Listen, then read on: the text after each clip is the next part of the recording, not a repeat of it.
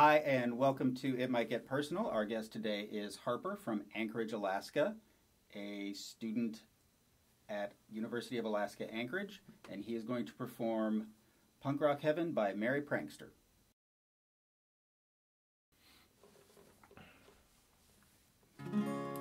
Baby, you're a poser, honey, I should know.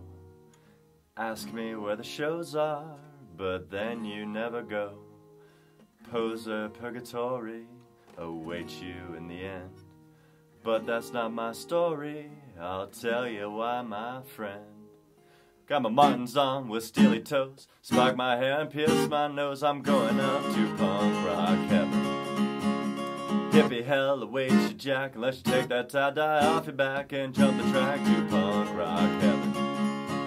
Smack up there is pearly white, there's always time to pick a fight. Leather pants are nice and tight, pistols play there every night. Got my guitar and my drum, hey Johnny Thunders, here I come. Coming up to punk rock heaven. If I was you, I'd tell you son, I'd pierce my nipples with a staple gun and make a run for punk rock heaven. Smack up there is white as snow, pack my bag man, here I go. Maybe in an hour or so, catch a G.G. Allen show. Hey, every junkie, punk and freak, if manic panic makes you weak, then follow me and catch that train. Pleased to meet you, Kurt Cobain. I need a mohawk, tattooed, flannel clad, combat booted, lovely lad to take me up to punk rock heaven.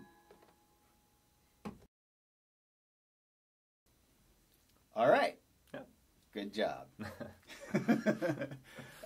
For a song that we both learned yesterday. Yeah.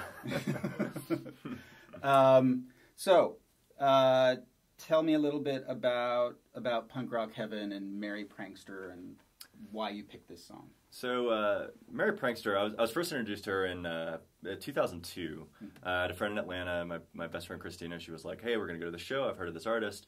She's really funny. You know, we need to check her out. And she's like, it's acoustic punk. And anytime I hear that, I'm kind of like, ooh, you know, you kind of get that feeling. And you know what? I went out, and it was the most fun I had had at a show up until that point. Wow. And she was originally from Annapolis, Maryland. She was in the Baltimore area because all the Annapolis clubs banned her because of her lyrics.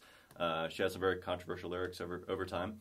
And this is one of the songs that doesn't have as many controversial lyrics. It's one of the few songs that didn't have any curse words off her first album. Oh. But I always enjoyed it because I thought it was very tongue-in-cheek about everybody kind of like, well, you're not punk enough, or you don't fit this certain mold or anything else. And I knew a lot of people that were on that same level of like, well, there's these really great shows, and I'm going to tell you all about them, and I expect you to go, but I'm never going to go to any of them. Right. So I always thought this fit in very well. And after this, I ended up seeing her a bunch of times until she retired in 2005. And it was just a blast every time. Yeah. She was just one of the most genuine, down-to-earth people I ever had the pleasure of meeting. Cool. And so, just so we're clear for the audience, it's Mary Prankster, like the name. M-A-R-Y, yeah. Prankster, which is a reference to the Mary Pranksters. Yeah, definitely a play on words. Yeah. And from what I understand, I don't know this for a fact, but her real name is Mary. Oh, okay. Obviously, the prankster part is fake. I never learned her last name. As far as I know, many people didn't ever learn her last name. And I think she really enjoyed that anonymity. Mm-hmm. And it allowed her to like stop in 2005, and nobody really knows what happened after that. Really? We know she moved to New York City, and she was doing some voice work, and that was about it. So she just stopped. Yeah, she did what she called Pranksgiving, which she did every year in Baltimore, and that was kind of the end of it. Huh.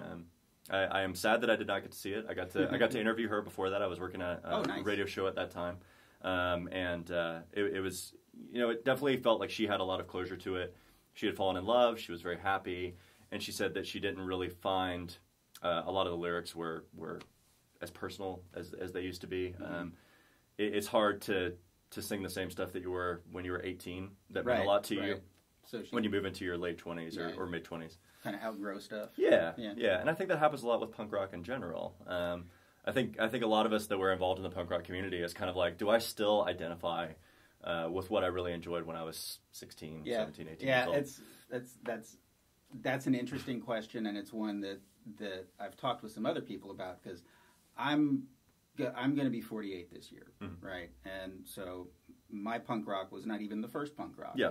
It was sort of, I don't know, second or third punk rock, whatever. But it was, And as I grew up, I thought, am I still part of this? Does this still make sense? And I guess to a degree, Yeah, but I can also see where you leave it behind. Well, and see, I'm even further behind you. I'm 33, Right. And I like the thing that was really popular when I was starting to get into high school was kind of the pop punk was starting to come up, and I'll be perfectly honest, I got into it, but I still I liked a lot of the stuff. I liked a lot of the Black Flag and the Minor Threat, and some of the older stuff. Yeah. And as I got older, I still go back and listen to that sometimes, Mm-hmm. but I don't have nearly kind of the rage built up around it or anything else that I used to, which is probably a good thing. Yeah. That stuff sort of levels out. Yeah.